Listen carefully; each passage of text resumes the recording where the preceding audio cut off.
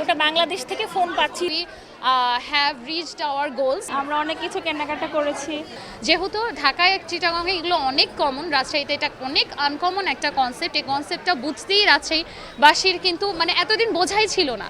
এই কনসেপ্টটা করার মাধ্যমে কিন্তু এখন রাজশাহীবাসী এখন বুঝে গেল যে এই ধরনেরও কিন্তু একটা কনসেপ্ট করা যায় ঈদ এক্সপো 2026, যেটা ঈদের আগে হওয়াতে সবাই ঈদে শপিং করতে পেরেছে।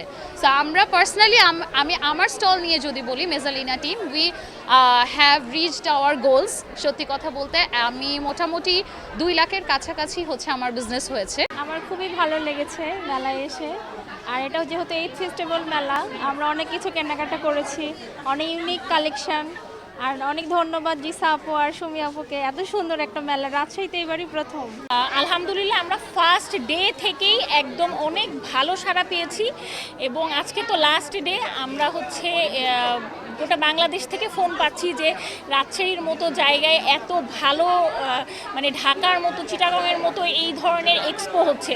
মানে রাজশাহীতে তো আমাদের রিসোর্সেসও অনেক limited, at the same time স্পন্সারও অনেক কম, কারণ একটা বড় ইভেন্ট করতে হলে মানে এখানে যারা আছে সবাই মোটামুটি একটু মিড লেভেলের উদ্যোক্তা।